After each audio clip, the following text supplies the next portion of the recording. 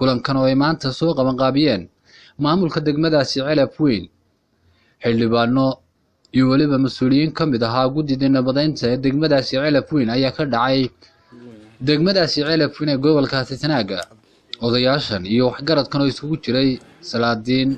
uqaal iyo waliba mas'uuliyiin kale oo tiro badan ayaa sheegay inay gogashaasi nabadeyn qaateen isla markaasina ay diyaar u yihiin gogashaasi nabadeyn ay ku baaqeen beeshaasi dhibta u geysatay beesha aan gudoomiye u ahay ee maanta halkan fadhida message aan u keenay fariin aan u keenay oo beesha Idris oo wax dhex mareen degmada Ceelaf ay ku dhex mareen fariin ay isoo mariyeen ayaan u keenay oo ahayd gogol nabadeyn ah ayay ku baaqeen beesha Idris anigoo Hargeysa jooga fariintiina waan u soo gudbiyay iyaguna way aqbaleen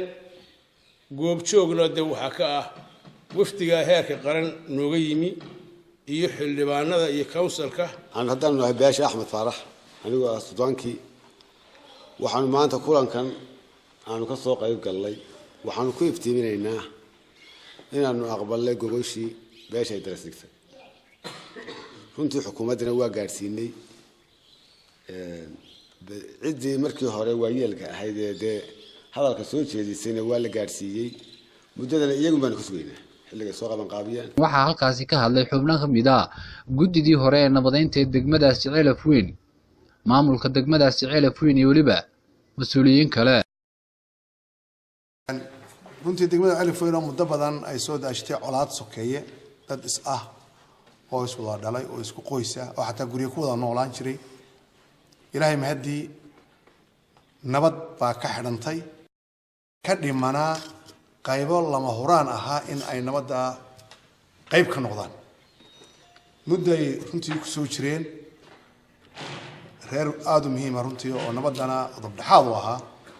una noqonaya ayaa muddo iyagu gudahoodu hawsha ka soo waday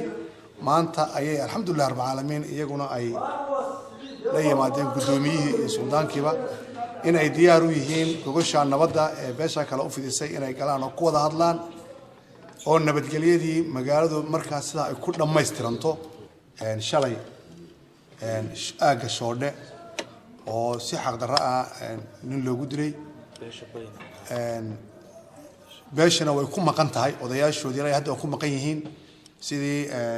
ciddii hawsha falka geysatay gacanta loogu soo dhigi lahaa yana waxaan ugu baaqaynaa beesha dib ku soo gaaray ee ninku ka dhintay in waa u tacsiyadeynayna marxuumka dhintana ilaahay ha u naxariisto ilaahay qabrigiisa ha u nuuro waxa maanta halkan ugu horreyn aan ugu mahadnaqaynaa maamulka degmada Ceelaf Weyn golaha deegaanka oo hogaaminaya maayarka maayar ku-xigeenka iyo xogayaha degmada oo iyagu soo qaban qaabiyay in shirkani uu maanta halkan la isugu yimaado Sabtiya waxa kale oo mahadnaqayaa odayaasha iyo beelaha kale halkan fadhiya gaar ahaan beesha Axmed Faarax Biciide oo maanta halkan iyagu gudoomiyahoodii Sudaankoodii uqaashoodii iyo odayaashoodii halkan fadhiyaan waxaanu halkan isugu nimina saaka ahayd inay beesha Axmed Faarax aanu ka marxatinay inay ku dhawaaqday inay aqbashay gogoshii ka harsanayd nabadda ee loo dhigay waxaanu ahayn xubno ka socda wasaaradaha dawladda waxaanu eegaynay oo indhayn ku sameeynay adeegyada bulshada oo ay qayb ka tahay nabadgelyadu marka haddaanay maanta nabadi meesha ka jirin amba degmada aanay ka jirin waxaan qabaa inaanay cidina idiin timaadeen alxamdulillaah